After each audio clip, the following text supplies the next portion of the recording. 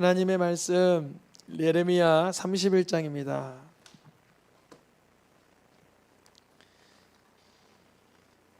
지난해 예레미야 그 강해를 수요 예배 때 했었는데요. 오늘 예레미야를 잠시 이렇게 보면서 예언서 전반적으로 나타난 하나님의 사랑을 이렇게 좀 짚어보려고 합니다. 예레미야 31장 3절, 4절 두 절의 말씀인데요. 한 절씩 나누어서 제가 앞부분, 우리 성도님들이 뒷부분 읽겠습니다. 옛적에 여호와께서 나에게 나타나사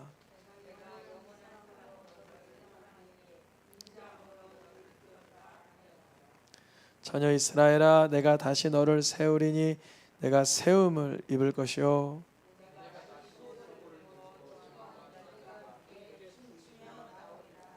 아멘. 서로 사랑하라 주제로 말씀을 금요예배에 이어가고 있는데요. 오늘 예레미야 31장, 예레미야라는 선지자는 눈물의 선지자 예레미야가 요시야 왕 때로부터 느부갓네살 왕 바벨론 왕에게 끌려갈 때까지 작성한 거의 한 반세기 이상, 50년 이상 작성된 그런 성경책이죠. 예레미야서가요. 그 눈물의 선지자라고 하는 예레미야의 한중간에 31장에 52장까지 있는데 31장에 주님이 이렇게 말씀하시는 거예요. 내가 옛적에 이스라엘 백성들에게 나타난 이유는 영원한 사랑으로 사랑하기 때문에 인자함으로 이끄는 것이다 그래요. 유한한 사랑 아니고 끊어지지 않는 영원한 사랑으로 이스라엘 백성들에 향한 하나님의 계획은 흐려지거나 변질되지 않았습니다. 그걸 어떻게 하냐면 마틴 루터 시대 때는 잘 몰랐겠지만 우리는 오늘날을 살고 있기 때문에 알아요. 마틴 루터 때는 이스라엘의 건국을 회복을 못 봤어요. 그래서 그분은 귀한 신학자지만 얘기하기를 성경에 나타난 이스라엘은 영적 이스라엘만 코멘트하는 것 같다 이렇게 얘기를 했었어요. 그래서 유대인들을 향한 심각한 저주도 퍼부었었어요. 왜냐하면 너무 예수님을 안 믿어서 유대인들이. 근데 오늘 우리나라 이스라엘의 그 70년 전에 회복을 보고 나서는 하나님이 이 마지막 때에 이스라엘의 이 싹이 돋고 하는 모습을 통하여 이 마지막 때가 이름을 알게 하시고 하나님이 이스라엘을 향한 첫 번째 A 플랜은 폐기된 게 아니다라는 걸 반드시 알게 하시는 거예요. 영원한 사랑. 쉽게 말씀드리면 하나님이 이스라엘을 선택했다가 죄를 하도 많이 지어서 포기한 게 아니라는 거죠. 물론 죄를 지음은 그네들의 아픔이고 괴로움이었지만 하나님의 작전, 하나님의 경륜을 포기시키지 못했어요.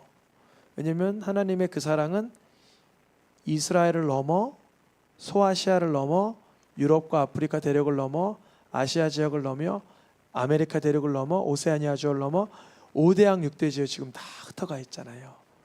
그걸 주님이 기획하시는 거예요. 그걸 먼저 이미 이사야서에 기록되어 있는 거예요. 모든 열방이 하나님을 찬양할 것이다. 야, 어떻게 이렇게 표현이 좀 그렇지만 기특한 지혜가 있을까요? 이렇게 어떻게 특별한 지혜가 어떻게 있을까요? 하나님이시니까 가능하겠죠. 하나님께서 그 예언서마다 우리가 예언서를 읽다 보면 어떤 내용이 많으냐면 재앙, 멸망, 전쟁, 진멸, 항복, 포로로 끌려감 이런 이야기가 많아요. 어디에요? 예언서에. 그래서 예언서를 읽다 보면 하나님은 왜 하나님의 백성을 패하도록 하시는가? 끌려가도록 하시는가? 하나님의 백성들이 왜 그렇도록 비참한 가운데 내몰리게 하시는가? 이게 우리의 의문점이라면 하나님은 하나님의 백성들이 하나님의 힘, 하나님의 실력, 하나님의 이름, 하나님의 말씀, 하나님의 언약을 의지하지 않고 세상 쾌락과 세속에 이끌려 사는 모습을 가만 보고만 있을 순 없으셨어요.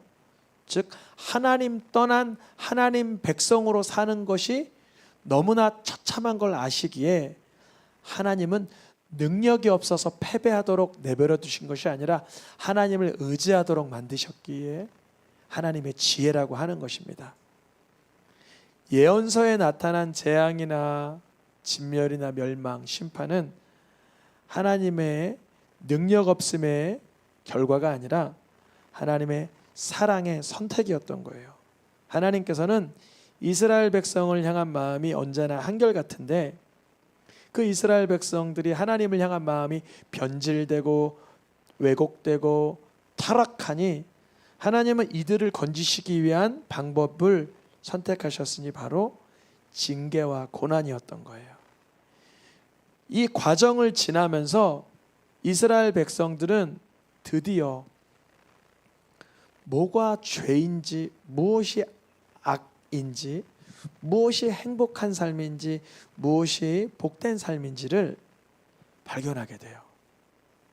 아까 그 이단 얘기 드렸다 그랬잖아요. 다 버리고 우리 단체로 들어오세요. 그거는 불행의 시작이잖아요. 근데 그들은 그걸 모르는 거예요. 성경을 하나님의 말씀으로 보지 않고 종교적인 서적으로 보니까 부분만 떼서 자기네 교리를 만들고 자기네 교주를 믿게 하도록 위한 그냥 어떠한 과정일 뿐이에요. 그리고 실제적으로 보는 그들의 서적은 성경이 아니고 몰몬교는 몰몬경을 보고 자기네들이 갖고 있는 교리 책과 성경 교재가 있어요. 누구를 믿게 하기 위해서? 교주, 자신의 우두머리를 믿게 하기 위해서. 우리 새생명교회에서는 저를 믿어요? 예수님 믿어요? 저는 실수가 많아요. 실수가 많다는 거는 머리가 기억력이 부족해서 잊어버릴 수가 있어요. 그리고 내가 머리로는 이거 생각했는데 말로는 다른 말 할 수도 있는 연약한 존재예요. 우리가 누구 믿어야 돼요? 다 같이 예수님 믿어야 돼요. 그래서 예수님이 날 위해 십자가에 자기 몸을 내어주신 하나님의 아들이신 그거를 성경 전체를 걸쳐서 믿자, 찬양하자, 그분께 간구하자, 하나님께 나아가자. 이것이 경건한 삶인데 예언서에는 하나님의 재앙과 징계와 심판과 전쟁이 자주 등장하기 때문에 우리는 예언서를 하나님을 무서우신 분으로 오해하게 만든다는 거죠. 그런데 예언서에도 오늘 예레미야 31장 3절에 기록된 것처럼 하나님의 깊은 사랑이 담겨 있습니다. 하나님은 이스라엘 백성들을 처음 택하신 이유가 신명기에 뭐라고 기록되어 있냐면 너희가 위대해서 너희가 힘이 있어서 선택한 게 아니라 너희가 도리어 너무나 작고 약하고 하나님의 사랑이 아니면 살 수 없는 존재라 택한 것이었어요. 근데 이들이 하나님의 사랑을 통해서 정말 민족을 이루었어요. 다윗 왕 때는요, 그 주변의 나라들이 와서 조공을 바치고 솔로몬 왕 때는 그 성전을 보고 다 쓰러져 버렸어요. 그러더니만 큰 나라로 쓰임 받기 시작하더니만 이들이 하나님보다 자기가 가지고 있는 무기와 성전과 물질을 더 크게 여기기 시작했어요. 그래서 하나님은 하나님보다 더 크게 여기고 있는 그것들을 빼앗기도록 허락하시는 거예요.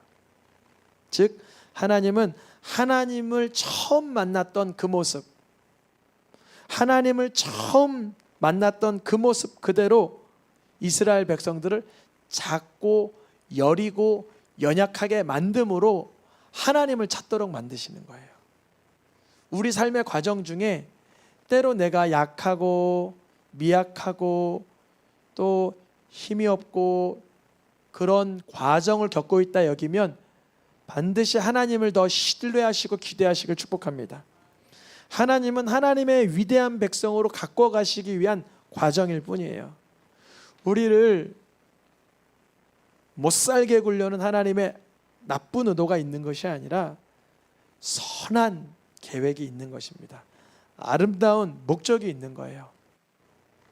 예레미야 선지자는 그나마 나라가 존립하고 있을 때 있었어요. 그런데 예레미야 선지자 다음에 등장하는 우리가 다니엘 선지서 직전에 했던 에스겔 선지자, 이야기를 보면 읽어보겠습니다. 시작. 이스라엘 온 족속에게 사랑을 베풀지라. 이것이 이상하게 느끼는 게 뭐냐면 에스겔 시대는 우리가 잘 알고 있듯이 우리나라 국권을 잃어버리고 외국의 일본의 강제 이렇게 통치를 받은 것과 같은 그 시절이 에스겔 시대였어요. 바벨론으로 인해서 이스라엘의 나라는 국명은 사라지고 남유다가 아닌 이들은 포로지, 즉 그발강가에 끌려가 외국에 와 있는 상황이에요. 근데 하나님은 말씀하시기를 그때에도 이스라엘 온 백성에게 사랑을 베풀기 위한 과정이라는 거예요.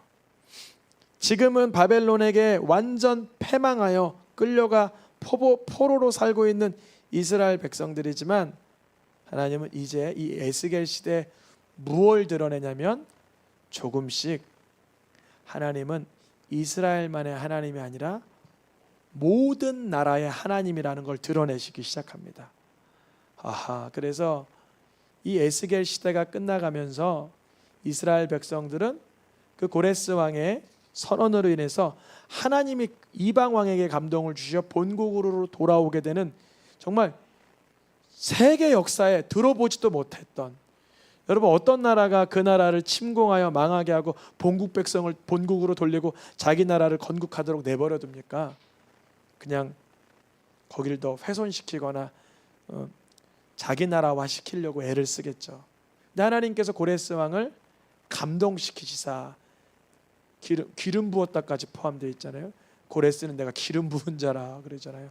하나님이 쓰는, 하나님을 경외하는지 하나님의 말씀을 아는지는 모르지만 하나님은 이방왕 백성까지도 사용하시는 거예요. 그러니까 하나님은 온 우주 만물을 다스리며 모든 국가를 주권적으로 다스리시는 하나님이라는 걸 드러내는 시간이었던 거예요. 에스겔 시대가요. 에스겔 시대에는 성전도 다 부서진 시대였어요. 에스겔은 선지자이면서 제사장이었는데 제사장이 원래는 성전에 있어야 되는데 성전이 없고 이방 나라에 끌려왔으니까 성전을 못 보겠죠. 근데 에스겔은 하나님께서 환상 가운데 하늘 성전을 보여주시는 거예요. 제가 오늘 말씀 준비하면서 이 부분에 울컥했어요. 왜 울컥했냐? 지난주에 재계약을 했다 그랬잖아요. 예배당 재계약.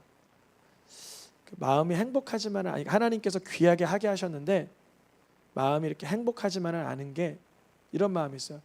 하나님, 이 땅에서 주를 예배하는 그 터가 물론 잠시이지만 뭐 땅에서 예배를 드리든 건물에서 예배 드리든 다 똑같이 잠깐이고 주님 나라 가면 끝이지만 좀 이런 과정의 제게는 좀 마음이 좀 험난합니다. 이거를 이렇게 해야 되고 이렇게 한다, 2년마다 한다는 게 좀 그렇습니다. 이 에스겔 말씀을 준비하면서 제가 보지 못했던 하나님 나라에 실존하고 있는 성전을 바라보라고 노크하시는 것 같았어요.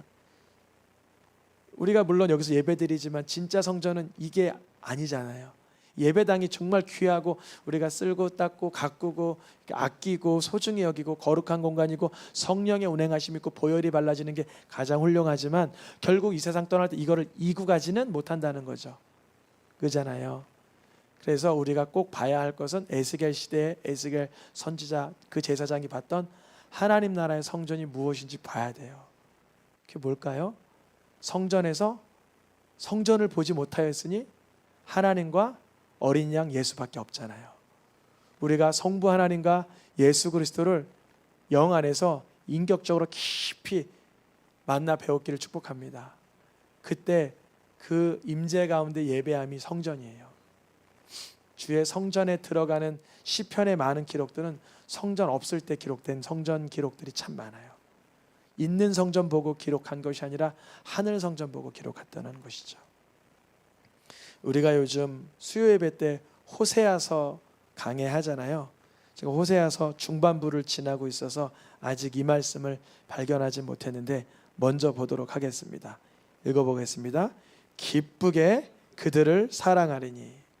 오늘 예언서 몇 군데를 살펴보면서 하나님의 사랑을 발견하려고 하는데 우리가 호세아 요새 계속 강해를 하면서 경험하는 건 뭐냐면 심판할 것이다, 진노할 것이다, 내가 그들에게 재앙을 내릴 것이다, 이들이 멸망할 것이다, 이런 말씀이 많은데 그 목적이 뭐였나 한번 읽어보실까요? 전체 다 내가 그들의 반역을 고치고 그 기쁘게 그들을 사랑하느니 나의 진노가 그에게서 떠났음이라. 하나님의 책망의 목적은 사실 하나님 떠난 삶을 치료하기 위한 목적이 있던 거예요. 하나님 떠난 삶을 고치시기 위한 목적이요. 그러고 나서는 주님은 다시금 기쁘게 사랑하시는 능력이 있으십니다. 우리가 호세아처럼 가늠한 아니니 집 나갔다가 돌아오면 기쁘게 사랑할 수 있겠습니까? 그 상처와 배신감 때문에 쉽지 않겠죠. 근데 기쁘게 사랑하신 분이 누구예요? 예수 그리스도. 자신을 그 몇 푼에 팔아버리고 그 여종 앞에서 자신을 저주하고 부인해버리고 벌거벗은 몸으로 도망가고 있던 그 제자들에게 다시 나타나 예수님은 어떻게 하셨어요? 기쁘게 그들을 사랑하셨어요. 이제 이들이 하나님 떠난 삶의 비참함을 다 발견하게 되는 거죠. 우리도 예언서를 통해서 반드시 예수 그리스도를 만나야 하는 줄 믿습니다. 예언서에서 자주 나타난 경책과 훈계와 책망과 진노는 하나님 떠난 삶에서 즐기려는 그 죄악과 재미를 치료하시려는 목적이 있었다는 거예요. 하나님은 눈물을 머금고 진노하셨던 거죠. 책망하셨던 거죠. 도리어 하나님이 이기지 못하는 것이 하나 있으니 스바냐서 말씀 읽겠습니다. 읽어보겠습니다. 기쁨을 이기지 못하시며 너를 잠잠히 사랑하시며 너로 말미암아 즐거이 부르시며 기뻐하시리라. 스바냐 말씀뿐 아니라 요엘 말씀에도 자주 등장하는 단어가 이거예요. 여호와의 날. 뭐라고요? 네, 여호와의 날. 그 날을 뭐라고 표현하냐면 심판의 날, 무서움의 날, 진노의 날, 어둠의 날이라 그래요. 그런데 그 과정을 지나면 주님이 꼭 말씀하시는 것이 너를 다시 기쁨으로 맞이하며 사랑할 것이다. 이 고백이 어디나 들어있어요. 요엘서 말씀 읽어보겠습니다. 자기 땅을 극진히 사랑하시어 그의 백성을 불쌍히 여길 것이라. 하나님은 징계하시고 책망하시고 진노하시는 그 목적이 온전한 하나님을 사랑을 누리기 위해서 이들을 다루시는 거죠. 분명 우리는 고난을 받을 때, 역경을 지날 때 하나님이 왜 이러시나, 그때는 우리의 실력으로 다 발견할 수는 없을 수 있어요. 그런데 이렇게 기도하면 좋아요. 하나님, 내가 지금 지나가고 있는 역경과 괴로움은 왜 그러시는지는 다 모르지만 깨닫게 해주세요. 그러면 하나님은 반드시 깨닫게 해주세요.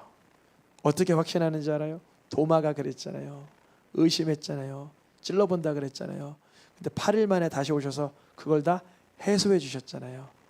우리가 어느 정도 하나님에 대한 궁금증, 고민, 의심이 들 때 있는 그대로 여쭤보세요. 조만간 주님 말씀해 주실 줄 믿습니다.